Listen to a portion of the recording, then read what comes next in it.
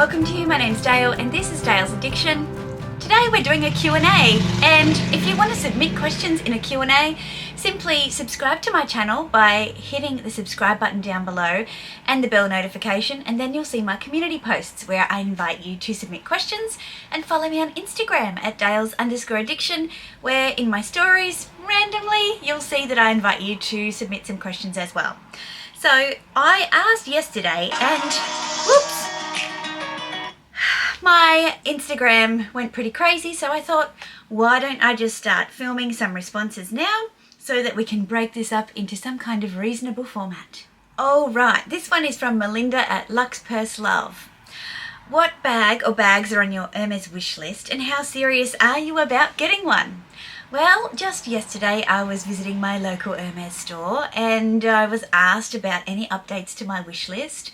I have a Birkin 30 in a squishy textured leather. That's all I say because, you know, I am not an expert. I have to trust my sales associate who knows me and my style to figure out the gaps in my knowledge with what she knows about the brand when the right thing pops up. I've said I love cool colours. Cool colours except for reds and oranges and browns and greys, any neutrals, no, not white, not black. No, so that kind of cuts out quite a lot of colour families. I did say in a video recently, the bags that I dislike, that I have put a Kelly 28 in the Retin style on my list. I've been looking at those quite recently. A good friend of mine that I met through YouTube, Instagram, Geraldine, bought a pre-loved blue jeans Kelly. And it's so cool, and she says it's so easy to pair with lots of things, and she's more of a classic dresser than I am, and yeah, I feel like I could really vibe with one of those. Who even am I? How serious am I about getting one? Look, I visit on the regular. I am not in any way in a rush. I am realistic. I live in what is, you know, probably one of the smaller of the large cities in Australia. I don't know what the competition's like. I don't really know much at all. I'm just going to discover things that I need, things that I might have bought previously elsewhere that I will first look at Hermes for, and I think that's kind of the helpful thing. Whether it be accessories, including like shoes or jewellery or any other kind of accessories, like I'm just going to look at Hermes first, and if I can't find anything I like, then I'll go elsewhere, and I think that's kind of how I'm doing it. And this question is related. This is from Hayley_001. How often do you check in with Hermes for your journey? I don't have a schedule per se, but I'd say it probably works out once a month, once every 6 weeks-ish. I don't want to waste anybody's time. I only want to reach out if I genuinely am interested in something. I realise that people put time and effort into finding and sourcing things for you. My sales associate knows what I'm looking for. I tried on some shoes to check my sizing when I was in the store yesterday, so that if pieces come in that she thinks I'll like, she can put my size away for me. So yeah, I would say it was probably every month to 6 weeks, or on occasion where I need something, but I would not waste her time, and I would not buy anything that I don't love or have zero intention of keeping just for the journey. Skyly05, how are your beautiful dogs going? They are just divine. It's pretty cool here at the moment, as you can tell from the chunky jumper, and so they're much more snuggly, and it makes me want to leave them less because I don't want to leave them to sleep outside. They have like little houses to sleep in and they're very cozy, but yeah, the guilt gets to me. I'll see if I can get them to come say hi. Lulu, Eddie. So here is Lulu. She is so much brighter, as in lighter coloured, than last time when I had her on the channel. She, when Silky Terriers are born, they're all black and tan, and now she's had a haircut. She's beautiful, pearly grey and tan. She's still very gorgeous. She's very naughty at times. She she's been eating electrical cables. Not ideal. They're only 12 volts, so they won't kill her, but we still don't want her to do that. But she is so beautiful and snuggly. Show the people your beautiful face. Show them. Are you gorgeous? She's a real snuggle pupper. Love that about her. And she loves Edwina so much. I'll get Edwina. Come here. Come on. Come here, baby. Oh. I got your thing on the proper way. And here's Eddie Weens, the big old lady of the house. Again, she's a very snuggly little girl. She's so beautiful. And you're very patient with your little sister, aren't you? You've been snuggling. Did I wake you up? Did I wake you up? Oh, yes, I'm very lucky to have two beautiful little girls in my house. And they love each other. I was worried that having two girls wouldn't be a good idea, but they're so gorgeous. They love snuggles, and I love snuggling them too. Okay, Delphine_Red. Hi Dale, can you show us your bags that you've never used? Any regrets, or do you still love them? I've used every single bag that I own. If you were talking about bags I've not used this year, my good friend here, Amelia Rose, recently, well, just this morning, I watched her video about the bags that she's not worn yet for this calendar year. So perhaps I could do a video like that, Delphine, and that might answer your question. Dory Oreo, what are some bags that got away?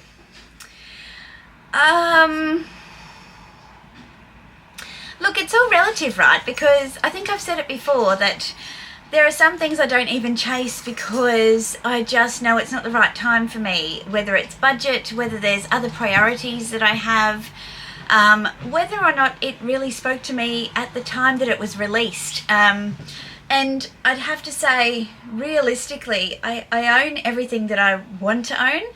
There's nothing that I'm searching for except for a large Fendi peekaboo. They rarely make large Fendi peekaboos these days, and all of the older ones are in really pretty bad shape. And I have looked at a number of pre-loved ones, and Connor's warning me off them because he said I shouldn't buy somebody else's big old stinky peekaboo. You know, he's quite frank. So I'd say, and I don't think I would have wanted one back in the day when they were a big thing anyway. I think they'll come back. And I think they'll be ridiculously expensive, and if I love it enough, it'll be worth it. Yeah, regrets are not something I really have in luxury because there's always something else. There always is. To shut_your_mouth be.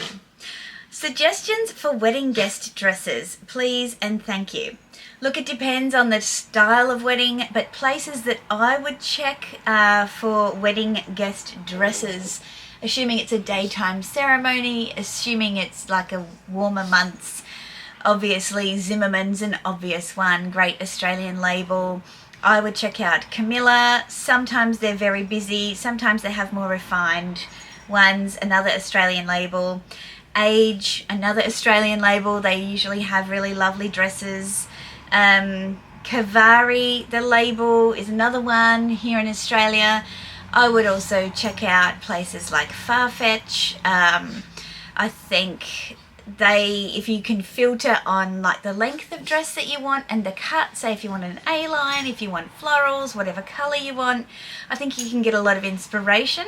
And then what happens magically is your Instagram feed starts to fill up with the dresses that you were looking at on Farfetch, and you start to get a lot more people sending you adverts for pieces that might interest you. So that's how I tend to go about it. Trust the algorithm, it works. Lizzie C. Hi Lizzie. Are any of the pups interested or afraid of any of your Fendi fur bags? They are very interested in the new Fox, the Mint Fox bag, and you can see from the mod shots that I did in the video how much they were interested in coming to check it out. But typically they're not in a position where they're near my bags because Lulu is still a little babe and I don't trust her not to chew on a handle or a strap at the moment. So yeah, they can just look at them from afar and lick their little lips. Miss Linda. Hi Linda. What are your favourite sneakers?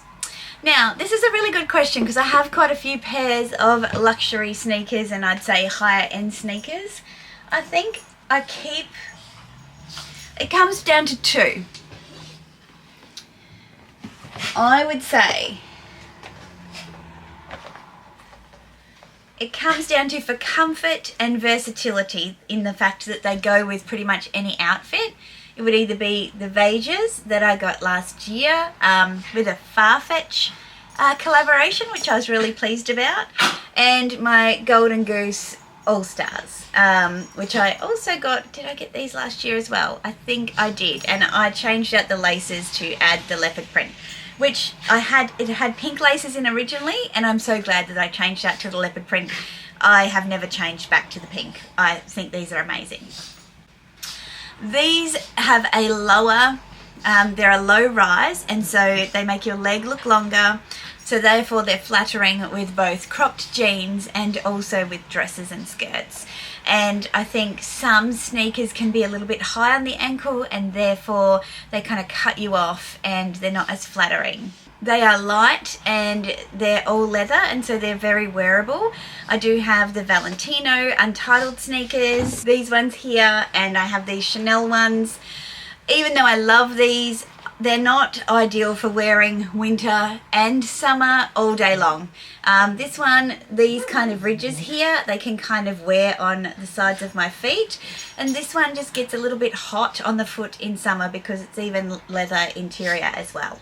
The Gazelles I love because they're so fun, but they are a bit hot for summer for me because of this kind of suede finish.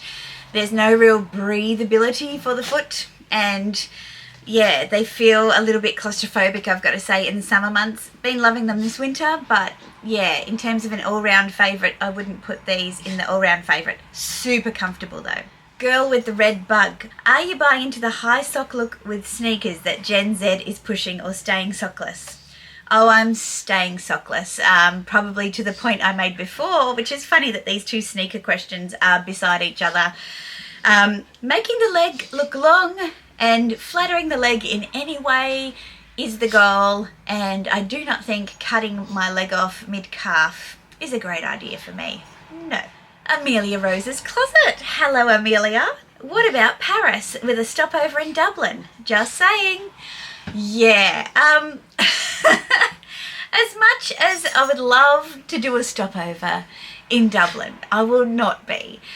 I think this is going to be the most value for money trip I've done because I'm just going to one location. Like when I've gone to New York, I've just gone to New York for like 10 days. And I think being able to have one hotel or apartment, in my case, unpack once and really settle yourself is such a luxury on holiday. Jumping around is essential for longer holidays and to get to see the most, but I really want to live in Paris. So how about you kind of just head on over and come visit? G on a mission. Hi, Georgie. She's got a few questions here. What's on the Hermes wish list bag-wise? Mini Kelly in colour and hardware, etc. So I talked about the Birkin 30 before, and I talked about the Kelly 28. Mini Kelly, absolutely. I think it's got to be in chev leather, like my beautiful Calvi. The chev leather, I'll put some pictures up that come into my Instagram feed now. I'm following a few Hermes accounts. I think it's so pretty, and because it's such a small and dinky bag, I think that it's unlikely to get the wear and tear that would really affect the chev leather. So yeah, I love the pastels. I couldn't care less really about hardware colour combinations. As long as the colours are right, I trust that Hermes will pick the right hardware to best accentuate the colour and the grain of the leather. Georgie also asks what's planned for Paris. So I have made a video about Paris, but what's happened since then? No real plans, just been really busy with work. A couple of other things have popped up in terms of going to see museums, maybe the opera, definitely heading off to Rams in Champagne, Epinay, I think. Yeah, but otherwise, again, trying to keep the plans low and the opportunity for adventure high. yeah, starting to collect more things to wear on the trip. I said I wouldn't, but I can't help it. I'm only human. So I might make a video on the things that I've been buying for Paris. Georgie also asks, what's your favourite trend at the moment?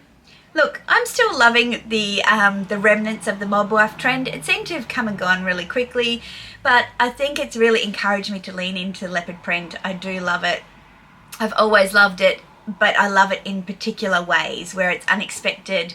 And I follow a lot of influencers on Instagram who are having so much fun with leopard print and vibrant colours, and that's what I love about it. And my outfit of the day yesterday is an example of that. I'll pop the picture there. Georgie asks, what is the favourite SLG in my collection? That's simple. It's the one I never swap out of. I use it every single day. It's the Louis Vuitton Epi Leather 6-ring key holder. It has no hardware, so it's got no damage, which the monogram ones tend to have like a snap button, which gets damaged on the outside. On the inside, 6 keys with a little slip pocket here, so if you've got swipe cards you can put them in there and then just hold it up against the access. This is, you know, even Mr. Addiction uses this. I should get him one actually. But it is just so good. It's everything in one place. It stops your handbags getting scratched. It's sleek, and the more you use it the softer it gets. I highly recommend these. I wish they came in a lot more colours, but you know, there's one black SLG that I can have and love. It's my 6-ring key holder from Louis Vuitton. My favourite champagne, Georgie asks. Look, it's typically a rosé champagne, Georgie. I also love a Blanc de Blanc. If you want to get specific, I used to love the 2012 vintage of Laurent Perrier in the rosé cuvée. Delightful. But as long as it's dry and lots and lots and lots of bubbles, I'm fairly easily pleased on the champagne front. She also asks favourite cocktail. In the daytime, an Aperol Spritz, absolutely. I'm not much of a cocktail girl, to be honest. I prefer a wine. And in the evening, I love a Negroni. A Negroni is a cocktail that not too many people enjoy drinking. I love it. I love how bitter and tart it is. And I love when people haven't tried it and they have a sip and they, ugh, it's a bit much for most people, and that means I don't have to share. Georgie, 1K budget, what bag would you buy? I would buy a pre-loved Louis Vuitton Neverfull GM because that's how much my bag cost. So for $1,000, go pre-loved, get yourself a bargain on a bag that you will love to use on every holiday. Then she says, 10K budget, what bag? Well, that's a bit of a different kettle of fish. Look, based on the video I did recently on luxury bags I am lusting after, I would say get yourself a treat and go for a Caron leather Petite Malle from Louis Vuitton. Again, another Louis Vuitton bag. There is this beautiful purple one. It's about the 10K mark, maybe $100 more or so. Yeah, why not go big and special? Debbie, do you select your outfit of the day the night before or in the morning? It depends, Debbie. Most of the time it's in the morning. I think about it in the shower while I'm doing my makeup and what I've got on for the day, and then I kind of start with, do I need to be comfortable? Am I walking a lot, or will I be sitting down? So I kind of start with shoes, and then I think about, am I doing, so some days I might have meetings I need to run, some days I might be in an interview, some days I might not have really any interaction externally. So what am I doing after work? Am I going straight after work? What's the weather like? You know, pretty much we have 2 seasons, hot and cold. So yeah, I tend to like pulling it together in the morning. Everything goes with everything, so it really just depends on how I'm feeling that day and what I need to do. But if I'm doing it the night before, it's because I've got to get up super early and I don't trust myself to make a decision under pressure in the dark. But that's typically the only reason, or if I've packed for a holiday. Jasmine May Bannister, are you nervous travelling to Paris, as I've heard it's dangerous? No, I'm not. I'm never really nervous about travelling overseas. I am cautious. I do take precautions. I would never post where I'm at the time that I'm there. I would never post the location of my accommodation on social media. I would never post my outfit of the day before I go out, so people know that I'm not in my room anymore. I am conscious of not looking at my phone or, looking like a tourist. If I'm going to catch a taxi, I make sure that I know exactly where I'm going. Even if I don't speak the language, I can be really clear about the address and I am familiar with the area so that I can't be taken on a wild ride. When you're around crowded areas, it's always good to make your plan about landmarks or streets that you're looking for, and then just look confident on your way to getting there. Do not lose concentration when you're in large groups of people. I think they're just common things. I mean, I do that here. Paris, you hear about the pickpockets and all the different types of schemes that exist. I think being aware that they happen is one thing. I think probably being a little bit less, I'm on holiday, everyone's so nice here, they want to, get me to sign a petition. Would I sign petitions here? No. Do I get annoyed when the same people every day are coming at me for money and donations? Yes. So I do think there's a similarity between home and away, and it just helps for you to be really present in your mind, not forgetting that you're not in a familiar place, so that you're alert to kind of cues about what's going on. Tone and Firm Skin asks, how's life going? Thank you for asking. Life is pretty hectic at the moment, and I feel like I'm not doing a lot of the things that I want to do. Am I happy? Yes. Am I spending enough time with people in my life? No, I'm not. That includes friends and family and my husband and alone time. I feel like I'm putting a lot of my energy and headspace into my work at the moment, and that means there's not much energy left for other parts of life. And in fact, when I do get alone time, I revel in it. I don't go looking to fill it up with social time. And so that takes away from the time that I might spend with friends or family. I'm conscious of that, but, sometimes you just have to survive. I'm making a point of doing as much exercise as I can. I am trying to be realistic in what I do, and I'm saying no to a lot more things. And oddly, it feels good, but thank you for asking. Andrea_NYARY. Do you also have the feeling that Fendi has nowadays less unique connections, for example, the 25 years? I've not been loving what Fendi's been putting out for the last few collections, and that happens. When I think about how much I loved Fall Winter 22, Spring Summer 21, it's not unusual that there will be collections that I'm not particularly interested in. I don't really like Kim Jones' aesthetic in how he goes block colours, and he's going quite 70s and retro. The latest menswear collection looked like Hogwarts school uniform. I'm not a fan of it, and that's fine. I'm not the creative director. I'm not the only person Fendi's looking to appeal to, if in fact that's their goal at all. And so I've just been sitting out of a lot of collections. I'm not into the origami style pieces. I'm not into all of the novelty. It doesn't, as in new bags, it doesn't do anything for me. It's very angular, and I'm not loving the colours either. So, maybe 2024 is just not a Fendi year for me, and that might be a nice change. Form over function events. If ready to wear was more forgiving for us curvy gals, do you think you'd have a more compact wardrobe? No. I think I've always loved having diversity in my wardrobe, so even if I could buy more, would I? It's hard to say. I think if I lived in a cooler climate, I would definitely buy more, because I think I think you get a lot of value out of the winter pieces. They seem a lot less seasonal. They seem to be, pieces that you can wear over and over again. As someone who doesn't buy a lot of classic pieces in her wardrobe, it's also hard to think that I would buy a lot more ready-to-wear.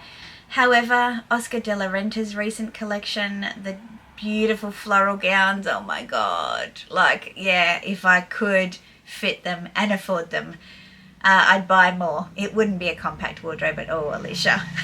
She also asks, have you rediscovered your joy in your channel? You seem to have. If yes, what changed? Yeah, I have. What changed is I stopped caring about views and analytics. I stopped caring about upload schedules. I just focused on if I had something I wanted to talk about and I had time to talk about it, then I would, with no expectation whatsoever other than I'm talking about things I'm interested in, connecting with people who are interested in similar things. That's what I set out to do with this channel. And, you know, YouTube's job is to make you feel bad about your results so that you try harder and make them more money.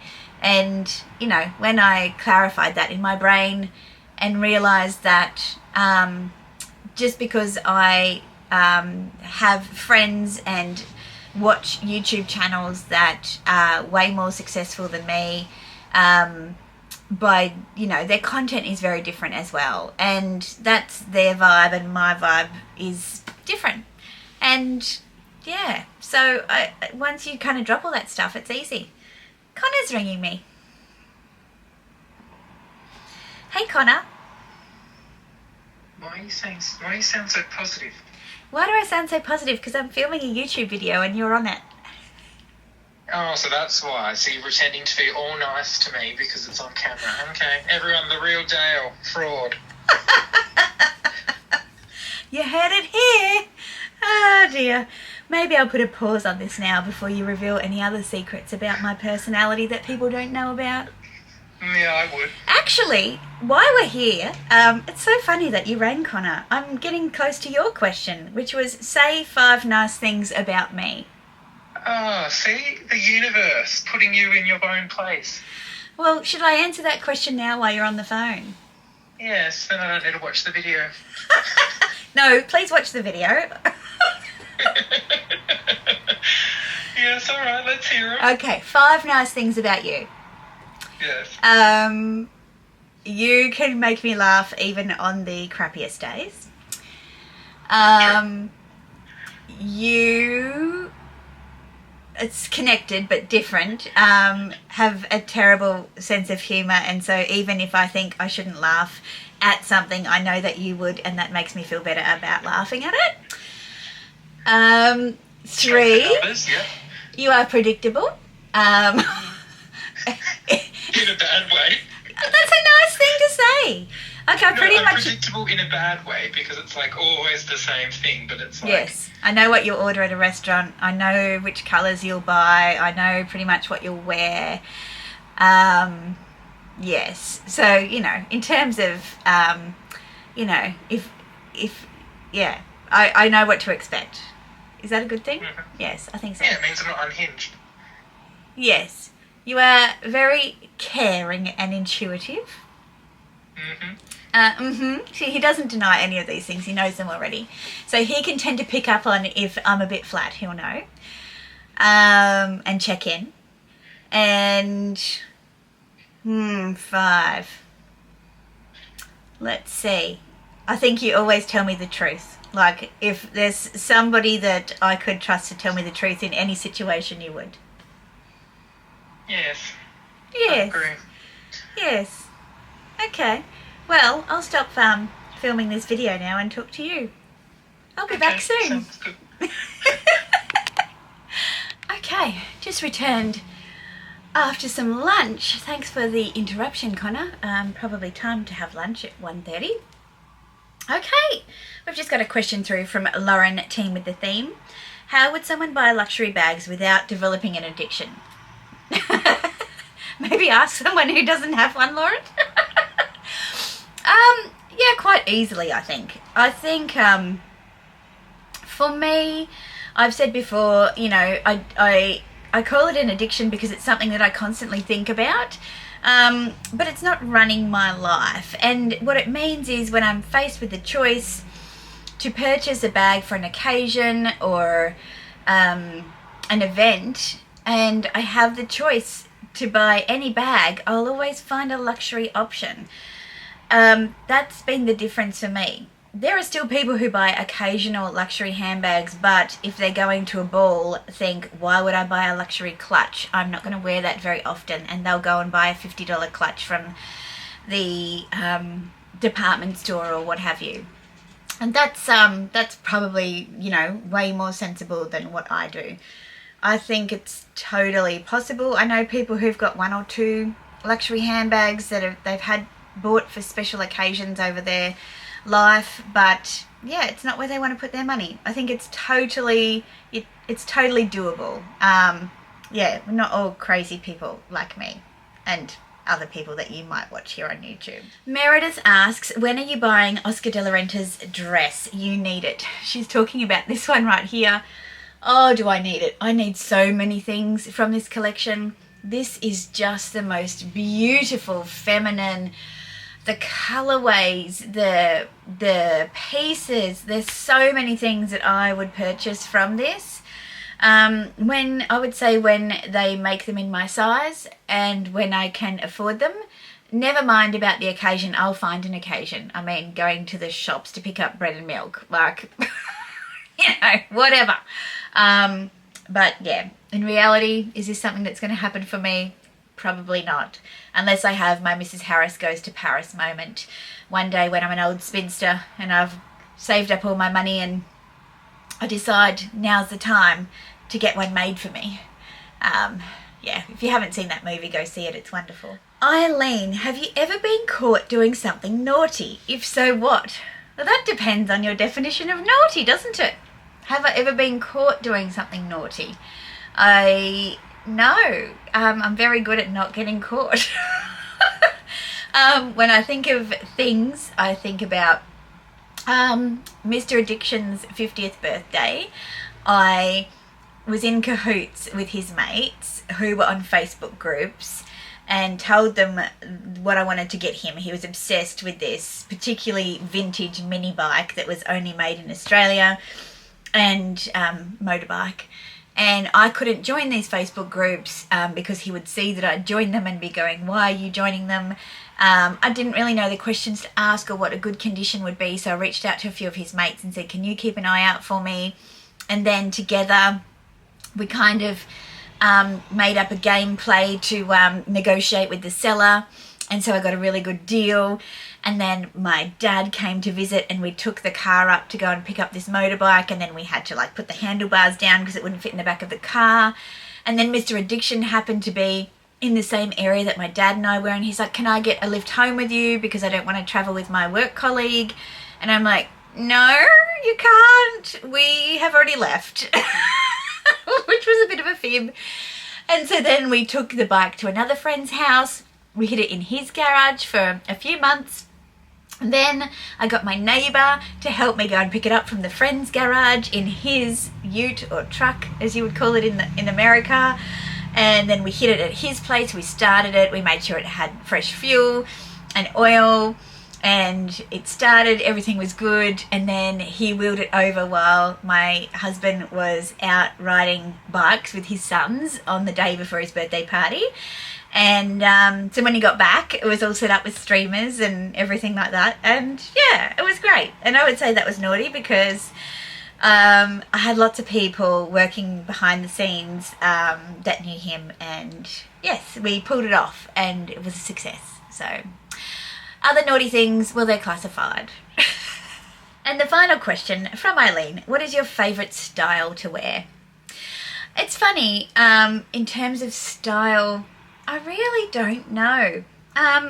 You know, I've tried to think about, there is a, I can't remember the name of it, but there's like a list of different styles when I was doing my recent redo of the 5 stages to style, and I think I said like romantic and gammon as in kind of really enjoying masculine shapes but worn in a feminine way, so you know, you know, big oversized blazers with a shorter skirt, or, you know, fluffy, whimsical handbags with very edgy kind of clothing. Like, I like things to look like they're not meant to go together. I think I appreciate a lot of the influencers I follow.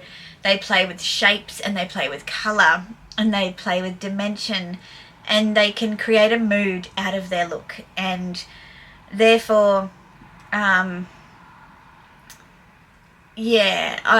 the other day, the other day at work, my friend and I, we joke because she's very neutral, and she was wearing Levi jeans, nude boots, a gold kind of belt, a lovely white silk shirt, a baby pink scarf and a camel coat with a red handbag. So the red handbag and the baby pink scarf, that was a big thing for her, that combo, and a bright lip.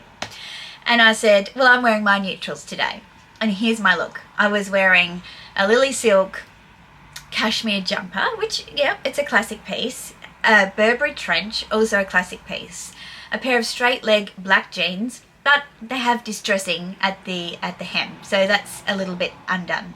My Roger Vivier Ranger boots with the big blingy buckle, that's a little bit extra. The handbag was my mohair Fendi baguette. Again, all neutrals, but just a little bit different, and I attached the additional strap.